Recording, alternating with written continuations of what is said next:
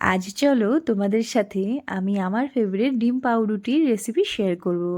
তো কিছুই না, ডিম ফাটিয়ে তাতে পেঁয়াজ, কাঁচা লঙ্কা, লবণ আর একটু গোলমরিচের গুঁড়ো দিয়ে ভালো করে ফেটিয়ে কড়াইতে সামান্য তেল দিয়ে তারপর ফেটিয়ে রাখা ডিম দিয়ে 1 মিনিট মতো ভাজা হলেই তারপর ব্রেড দিয়ে ভালো করে ভেজে নিলেই কিন্তু তৈরি হয়ে যায় ব্রেড অমলেট। তোমরা জানো তো, ব্রিটিশ রন্ধনশৈলীর প্রভাব এবং দেশীয় ভারতীয় মশলার সংমিশ্রণে জন্ম নেওয়া ব্রেড অমলেট একটি সাধারণ উপনিবেশিক প্রধান খাবারের থেকে রাস্তার ধারের এক অত্যন্ত জনপ্রিয় জলখাবারে পরিণত হয়। যেহেতু এটি তৈরি করতে কোনো জটিল সামগ্রীরই প্রয়োজন হয় না, তাই স্বাভাবিকভাবেই এটি রাস্তার খাবার বিক্রেতা, স্থানীয় চায়ের দোকান এবং রেলওয়ে প্যান্ট্রি কারগুলিতেও জায়গা করে নিয়েছে।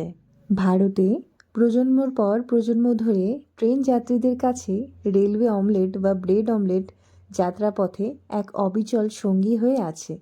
তৈরির ধরন ব্যাপক ভিন্নতা সত্ত্বেও কখনো পাতলা বা কখনো চ্যাপ্টা, কখনো বিশাল ও নরম। বিভিন্ন স্টেশন পার হওয়ার সময় এটি সর্বসময় একটি নির্ভরযোগ্য, আরামদায়ক এবং পেট ভরা খাবার হিসাবে থেকে গেছে। তোমরা হয়তো বেশিরভাগ দেখেছো যে আমি ব্রেড অমলেটটাকে খুব প্রায়োরিটি দিয়ে থাকি। আমি ব্রেড অমলেটটা বানাতে খুবই ভালোবাসি আর খেতেও খুবই ভালোবাসি। হাতে যখন সময় থাকে না, তখন চটজলদি বানিয়ে ফেলা একটা খাবার। আমি কিন্তু খুব সিম্পলভাবেই ব্রেড অমলেট বানিয়ে থাকি। তোমরা চাইলে অন্য কোনো সবজি অ্যাড করতে পারো, তবে আমি যদি বলি, এটা সিম্পলভাবেই খেতে বেশি ভালো লাগে, কাঁচা লঙ্কা কুচি আর তার সাথে পেঁয়াজ দিয়ে, আর সাথে একটু সস নিয়ে। আজকের মতো আসছি তাহলে, টাটা। তোমরাও বাড়িতে এভাবে ট্রাই করে দেখতে পারো, খেতে খুবই ভালো হয়।